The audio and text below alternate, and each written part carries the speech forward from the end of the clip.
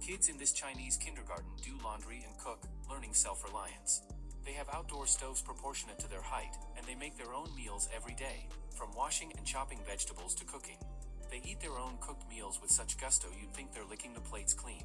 After eating, they voluntarily clean up and even line up to wash dishes. The principal assigns tasks based on the kid's interest. I'm sorry, guys. I'm stuck on this part right here. Okay, I just want to make sure that this kid didn't have snot in his nose. I'm sorry. I don't know why. Gusto, you'd think they're licking the plates clean. After eating, they voluntarily clean up and even line up to wash dishes. The principal assigns tasks based on the kids' interests to foster their hands-on skills. They start working right after meals, making baskets or knitting scarves for themselves and even using sewing machines to make clothes. They embroider, weave mats, and even make their beds. They're taught independence from a young age. The older kids can cook a meal from scratch, and the younger ones are adept at kneading dough and making pancakes, making chefs jealous. They even squeeze their own milk and make juice from scratch. From washing and cutting fruit to the final product, they do it all themselves, with teachers offering guidance. After eating and drinking, they get busy with various activities like embroidery, building walls with mud, making puzzles, drawing, and making decorations. The girls can even practice makeup and hairstyling, becoming professional hairstylists upon graduation. They never skip school because there's just too much to do. Some netizens say this is real hands-on education, unlike other kindergartens where teachers worry about kids getting hurt. Here, okay, I'm they sorry. face challenges One more head-on. time. Back up. I thought I saw, like, let me see here. The girls can even practice. What does she do with that? No. Becoming professional hairstylists upon Do not graduation. buzz cut her hair They off. never skip school because there's just too much to do. Some netizens say this is real hands-on education, unlike other kindergartens where teachers worry about kids getting hurt.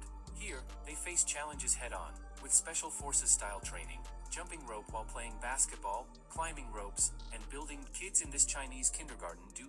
Okay. Sorry for all the rewinds in this one.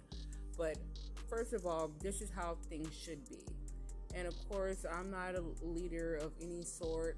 I wasn't chosen. I wasn't voted upon. I'm not elect or a president of some sort. But this is how I will lead the country.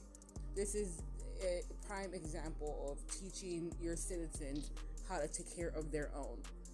Like, this is how you teach your youth. This is how you pass down good knowledge. This is how you basically build an empire from the ground up. Literally, your children are the ones who should be given all of this knowledge and be able to execute. Like, this is how it's done. And again, I'm not in charge, but this is how it should be. And if I was, this is what we would be doing. Next. The United States government is offering you a piece of land of your own. We have our own land.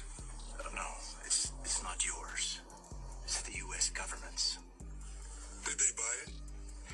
No. Did they trade for it? It's not like that. Then how can they own it? He has a point.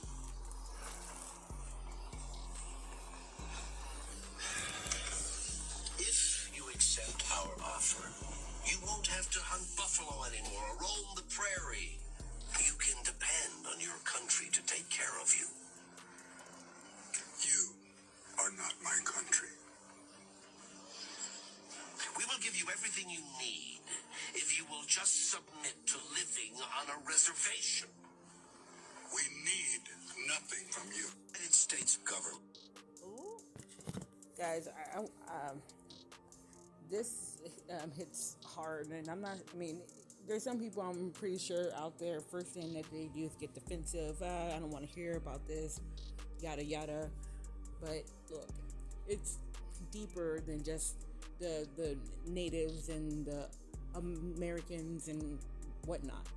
It's basically your government as well. I'm not sure if you caught how they want you to submit so they can provide everything for you, like your medicine and your education and your vehicle, like your laws, like all this other stuff. And then they will allow you to have freedoms. I hope you caught that. And I want you to think about that very deeply. Next.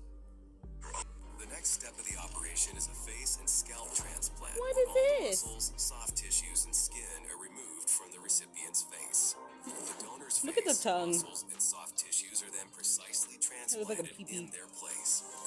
By transplanting younger donor tissues, the procedure reduces the probability of tissue rejection and offers potential for aesthetic enhancement, particularly in cases where the donor is significantly younger than the recipient. It also restores functionality and structural integrity to the recipient's face and rejuvenates its appearance. BrainBridge then carefully sutures the skin to conceal the complex rewiring beneath the surface.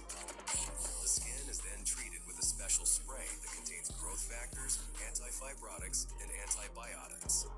This spray promotes faster skin healing, prevents infections, and reduces scarring in the sutured area. Finally, immunosuppressive drugs are administered to prevent the recipient's immune system from rejecting the donor body. After the surgery, the recipient is carefully monitored in an intensive care unit and is kept in a coma for up to 4 weeks to prevent movement or misalignment of the connected body parts. During this time, the head, neck, and spine are firmly stabilized to optimize the fusion of the spinal cord. Life support systems are utilized to regulate breathing and circulation, while nutrition is delivered through a jejunostomy feeding tube. The next step of the operation... Okay, wow. This is wild. There's should be other things that science should be focused towards. And this just basically confirms to me that there's a plethora of people that are afraid of death, and they're running from death. And some might even say that they're running from judgment. So that's why they're trying to live long. They're trying to download their consciousness into a computer and all this other stuff, or just it's just the fear of death. And I feel like I don't know, just this is not a good focus of where we should be putting our best minds and our technology to. But whatever. In my opinion.